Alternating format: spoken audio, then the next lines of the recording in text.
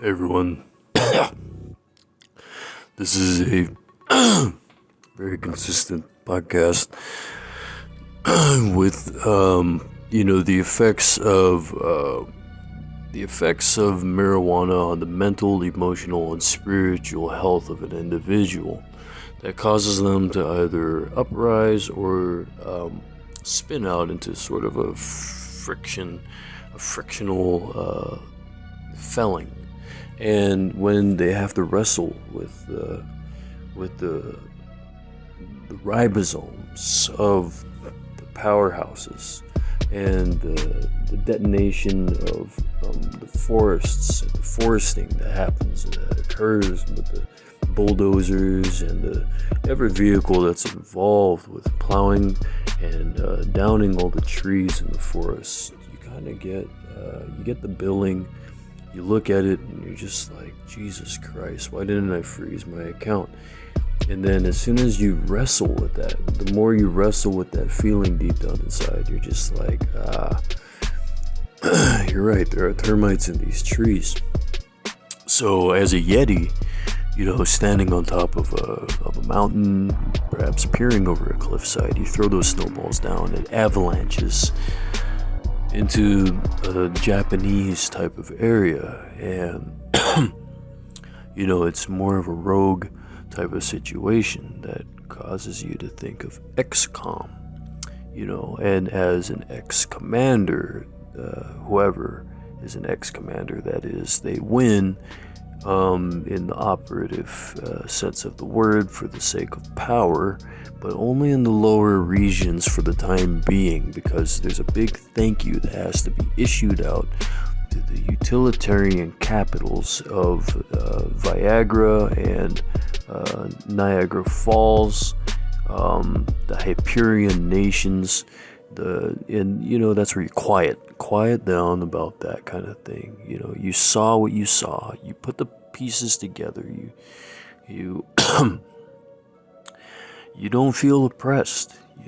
You're aware of the oligarchy and the judicial system and how it puts freezes on all the guys that enter.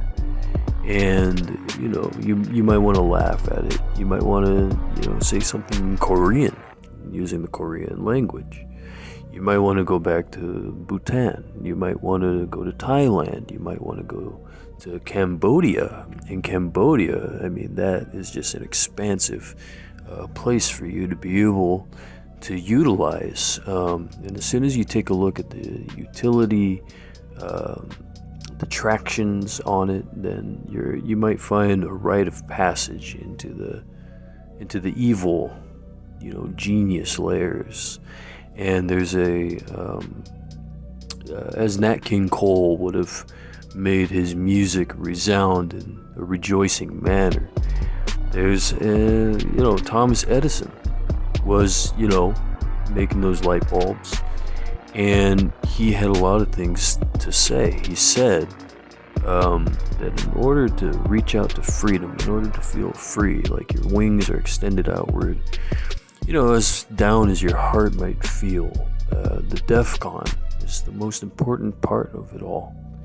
And when you have sex, you realize, you determine for your own judgment and judgmental character, you realize what it means to you to police yourself, and when you're weeding out all the nasty thoughts in your own head, you quit out of that type of programming and you roll yourself right into the rites of passage.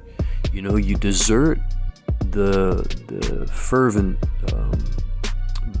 Bunyan, and the minions that would want to shake hands with the devil, in the restricted access areas. They should be terminated, and technically they're televised, and that's one of the vices of today's ghettos and the up on high palaces. the priestesses and the priests coming from the ancient castles that have extended far beyond that ground, into the battlegrounds. And every guy, has thought about what it would be like to be on such a high pedestal and to be on like a high horse of sorts.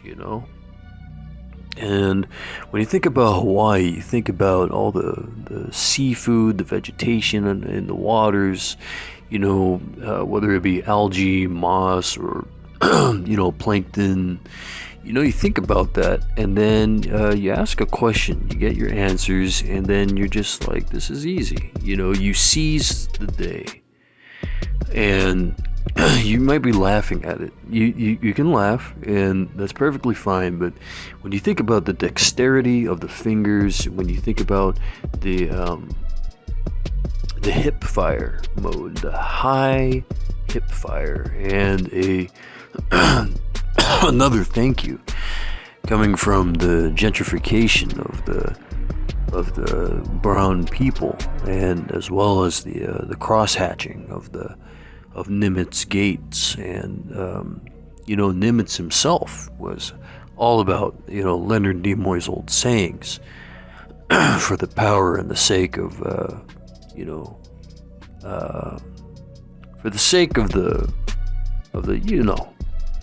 you put the hat on, and so you give everyone around you a hug, ergo, there's the termination of the free thinking that would have you writhing in pain, and that kind of feeling, you look at that and you're just like, geez, this guy, and Vermilion City, as many things as you'd want to capture from there, it's kind of it's a frustrating jump to make, and it feels like muddying the ghetto. It feels like it's abusive, kind of detrimental, but you have to realize that what's being written sometimes is an error. It may lead to the emergency room. It may lead, to Vermilion City. It could lead to, it could lead to a trainer of some sort. Speaking of training scenarios, so I'm gonna go ahead and allow you to just think about that for a while, let it soak in, and notice the yin yang effects that create a symbolism of time, where the sands of time trickle down from the top to the bottom, and you're just like, who am I? And that's a question that you will have to answer. It's an awesome question. There's an awesome answer, and we're gonna renegade, as well as we're gonna drive forward with the freedoms and the free zones of segregated yet a world that wrestles with its own injustices and